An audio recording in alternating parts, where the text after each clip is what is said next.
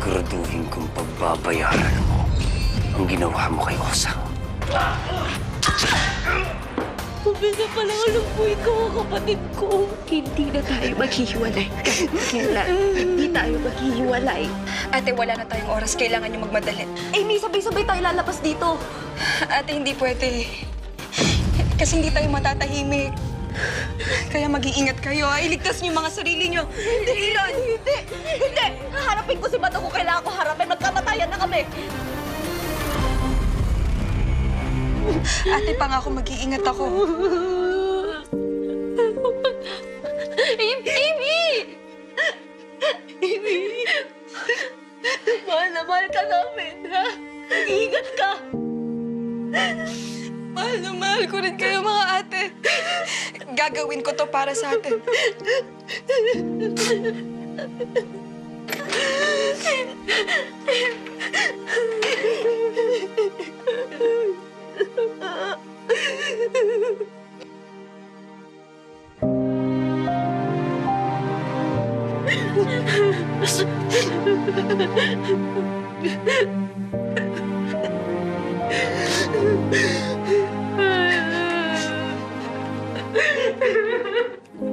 Mga ma'am, sir, ligtas na ho kayo.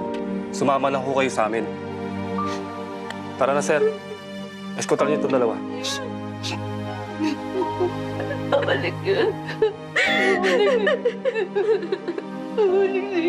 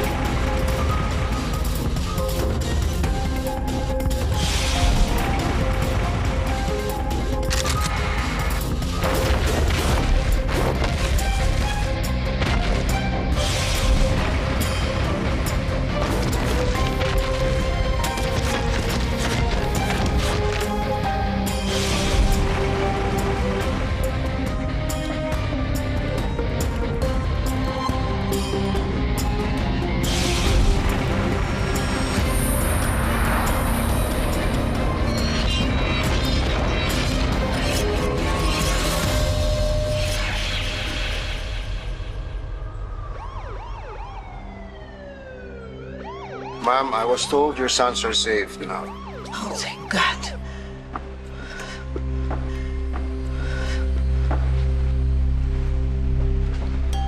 Ma'am?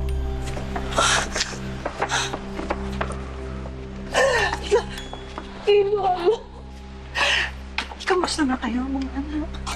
Kamusta ka na? Kamusta ka na, anak? Mama, anong ginagawa mo dito? Bakit ka pumunta dito? Baka mapano ka? Anak, nag-aalala ako. Napapanood ko kayo kanina. Sa palagay niyo ba, kahit nagtatampo kayo sa akin, hindi ako mangangahas na pumunta dito para makita kayo? Para malaman ko na okay kayong dalawa? Ilon, ikaw, kamusta ka na, anak? Okay lang kami, ma'am. Okay lang kami. Sigurado ba kayo? Gusto niyo doon na muna tayo sa bahay? Umuwi na tayo doon. Doon muna kayo sa bahay kahit na mga ilang araw lang. Siguraduhin lang natin na ligtas kayong dalawa. Please, anak. Give me peace of mind. Mom, you don't have to worry. Kaya namin na sarili namin. Di ba sabi ko sa'yo ako ng bahala kay Ilon? Anak.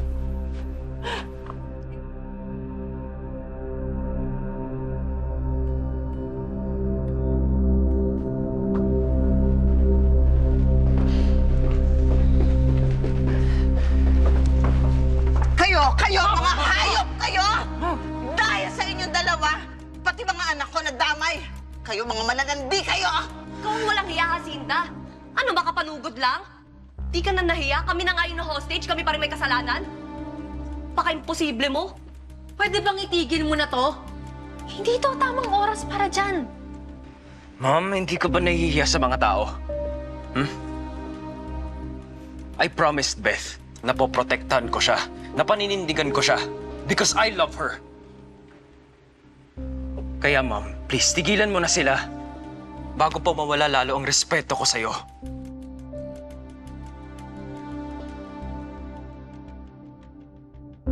Mga anak, hanggat nakadikit kayo sa dalawang ito, hindi kayo lalayuan ng malas. Kaya tantanan nyo na ang kadidikit sa dalawang ito. At kayong dalawa, tantanan nyo na ang kadidikit sa mga anak ko! Tantanan mo yung mga anak mo.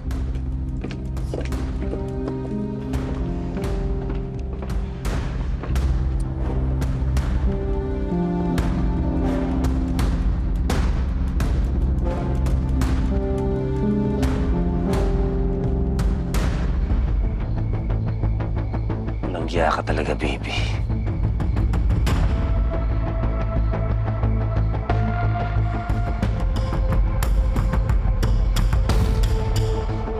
Sige, kailan pinahihirapan mo buhay ko.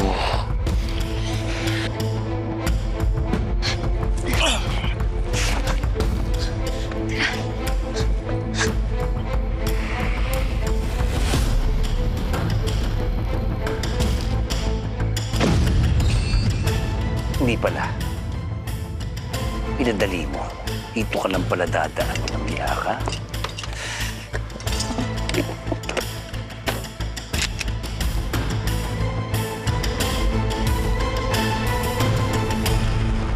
Beth, tama ba na pinakawalan natin si Amy? Paano kung mapahamak siya? Ate, huwag muna tayo mag-isip ng ganyan. Basta magtiwala muna tayo sa sinabi niya. Kasi tama naman siya eh. Hindi tayo magiging safe na magkakasama hanggat nandyan si Badong. Eh, Beth, paano kung patayin siya ni Badong, saktan siya? At hindi ko na mapapatawad yung sarili ko pag nangyari yun. Ayoko na may pagsisihan ako ulit. Ate, basta magtiwala muna tayo sa kanya. Naniniwala akong iingatan niyang sarili niya para sa atin. Ha? Huwag ka muna mag-isip na kung ano-ano. Kasi bakit ba ngayon nangyayari sa atin to eh? Kailan naman walang-wala ako? Paano ko kayo bubuhayin yan? Paano ko kayo mabibigyan ng magandang buhay? Paano natin lalabanan si Badong? Ate, tama na, ha? Isip ka ng isip. Ang isipin muna natin yung nangyari ngayon, ha? Yun muna. Tsaka kailangan mahanap natin si Badong. Yun lang ang tanging paraan para magkasama tayo ulit. Tama ka, Beth. Kahit wala tayong pera, sisiguraduhin ko papanig sa atin ang hustisya. Lalabanan natin sila Badong. Huwag ka na umiyak. Huwag ka na umiyak. Tama na.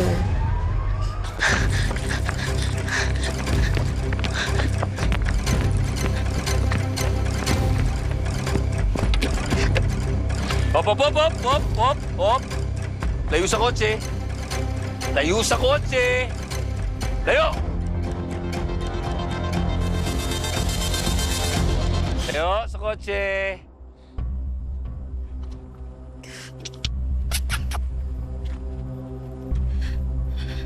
Popsi, Partner na kayo? Ganun? Ha? Partner kayo? Sa pangingialam sa buhay ko?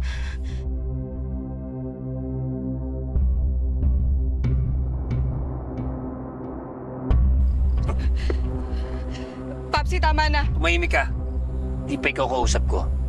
Ito muna gusto kong kausapin. Badong, palayain mo na kami! Tumahimik ka sabi, hindi kita kausap. Sa kape, ang hilig mo mga ilam sa akin eh. Alam mo, peste ka sa buhay ko eh.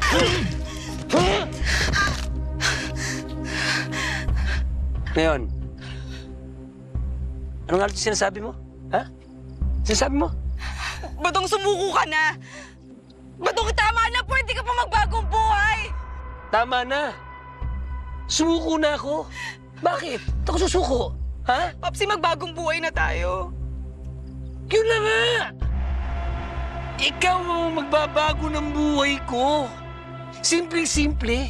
I-deliver lang kita kay bossing. Tapos ang problema ko, bago na buhay ko. Ha? Tingnan na! Ano bang kailangan niyo sa amin ni Bossing? Huwag ka na matanong. Basta sumama ka na lang. Walang alaki, Ma'am, si magbagong Sumama ka na buhay lang! Badong! Badong! Ha?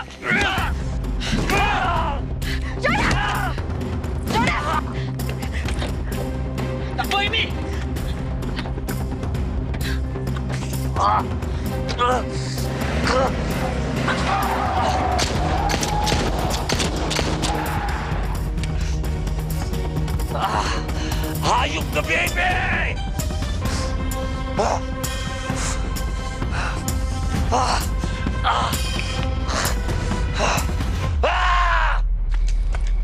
Nak! Salamat naman sa Diyos. Ligtas kayo.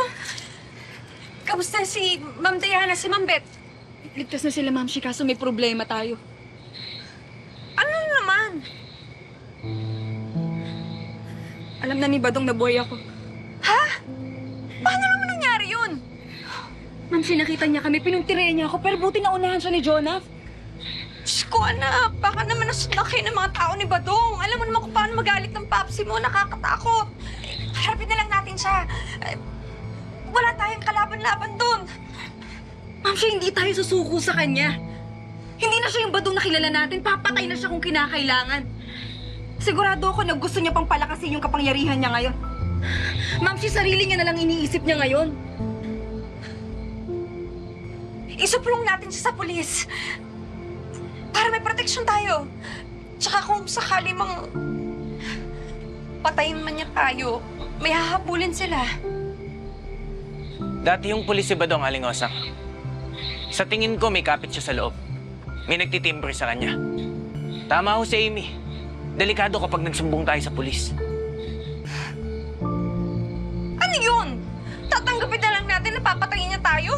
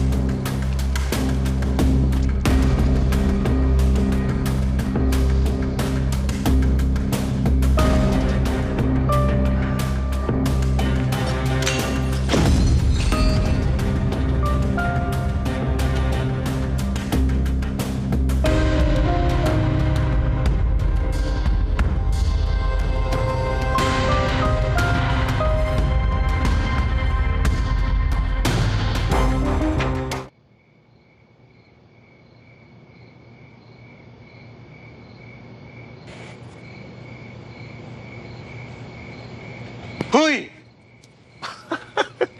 Naks, ang lalim niyan ah. Uy, dahan-dahan na, baka malunod ka ah. Pero, di bali. Sasagipin naman kita eh. Swimmer kaya ako doon sa probinsya namin. Tigilan mo nga ako. Mas ka na dito, kita nag-iisip yung tao eh. Ah, nag-iisip. Kilala ko yung iniisip mo ah. Kasama ng baby. Tigilan mo ako! Wala akong panahon makipag-asaran sa'yo, Emo. Siguro may gusto ka doon eh, no? Yung pala yung mga tipo mong lalaki, ah. Di bale, 10,000 lang yan eh. Tsaka sangkatutak na dasal. Magiging kamukha ko na rin yan. pinagsasabi mong dasal na dasal? Dasal! Na ano, syempre dapat mag-iba na yung taste mo sa lalaki. Dapat yung mga tulad ko na simple, yung kaya kang pagtanggol. Ganun. Ba? Tigilan mo ako! Ang baho ng hininga mo. Toothbrush ka nga. Saka na nga. Grabe to.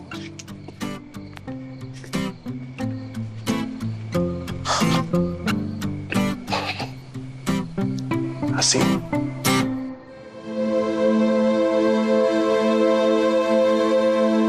Sir, nagkakasiyahan lang po kami.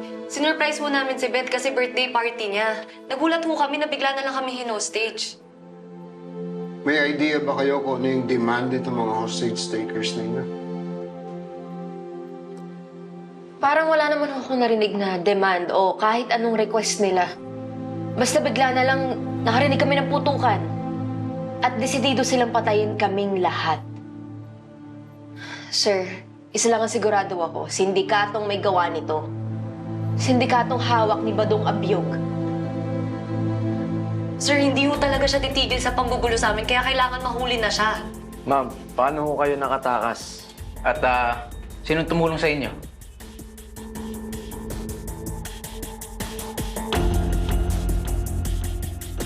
Wala ho.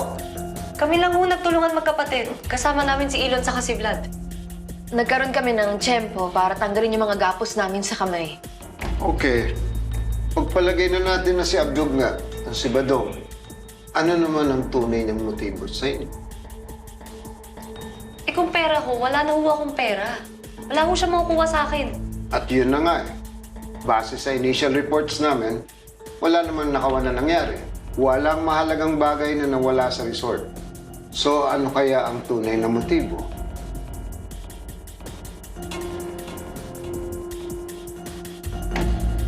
Sir, meron ako naalala. Yung isang hostage taker, meron siyang tinawagan, meron siyang kausap. At tinawag niyang bossing. Sigurado ako yun ang may pakana nito. Kailangan yun ang hanapin natin, yun ang hulihin natin. Si Bossing na naman. Okay, ibig sabihin lang yan, meron tayong mas malaking kalaban dito. Ganito ang gagawin natin. Hayaan nyo at patuloy pa rin naman ang pag-iimbestiga. At kasalukuyang iniimbestigahan na ang may-ari ng resort at ganoon din ang kanyang mga security at ilang mga witnesses. For now, mas mabuti pang umuwi na lang muna kayo at magpahinga na.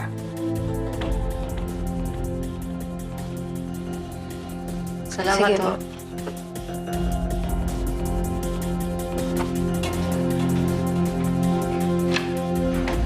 Mukhang may tinatago yung magkapatid. Doon ang palagay ko.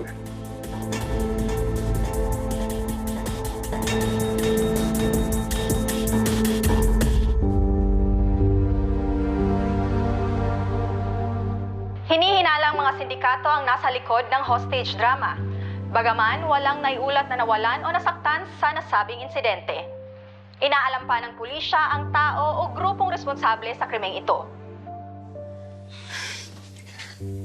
Bakit ba ganito yung sitwasyon namin magkakapatid? Kung kailan namang alam ko nang ako si Amy, tsaka naman hindi kami pwede magsama. Alam mo, anak, hindi ko na rin alam. Bakit ba tayo parating sinusundan ng gulo? Eh bakit ba kasi hinaharang ni Badong na mabuo kami?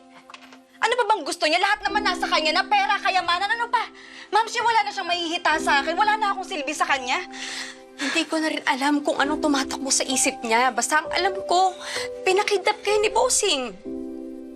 Si Bossing ang may pakana ng lahat ng to. Malamang si Bossing. Ma'am, siya sino ba si Bossing? Anak, hindi ko talaga kayang sagutin dahil hindi ko talaga siya nakaharap o nakausap man lang. Si Bossing ang may gustong ayaw kaming mabuo? Si Bossing ang pumipigil na mabuo kami? Bakit? Sino ba siya? Ano bang gusto niya sa aming magkakapatid? Ang papsi mo lang ang makakasagot sa mga katanungan mo.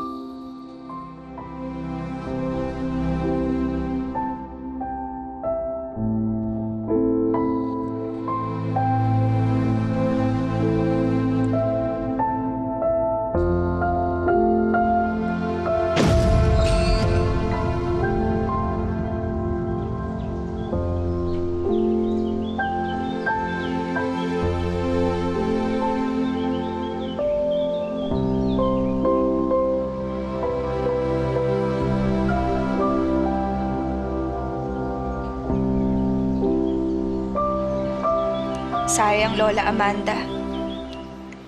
Sana nalaman ko kagad na ako si Amy. Sana nakasama pa kita ng mas matagal. Sana naranasan mo na maging buo yung pamilya natin. Pero kahit ganun, kampante ako na kahit papano, Lola. Nalaman mo na ako ang apo mo bago ka mawala. Hindi yun matatapos dun, Lola.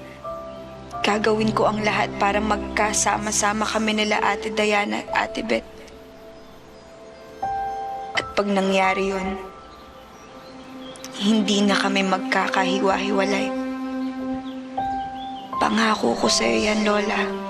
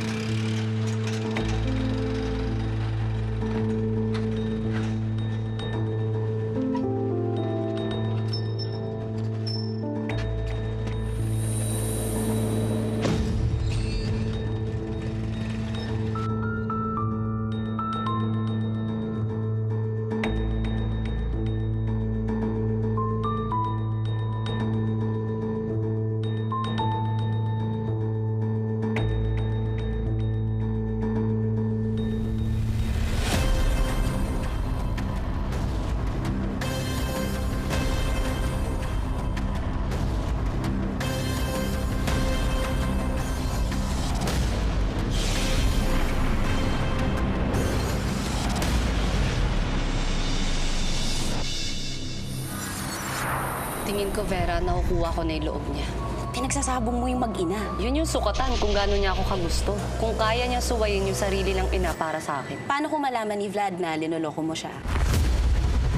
Ako ang pinupuntirya ng dalawang magkapatid na yun. At kayo ang ginagamit nila. Ma'am, hindi nila magagawa yun. Lalo pa pag nalaman mo tungkol kay Beth. Pero kung naganap na proposal si Elon kay Beth, Ginagalit nila ako ng gusto! Iniinis nila ako!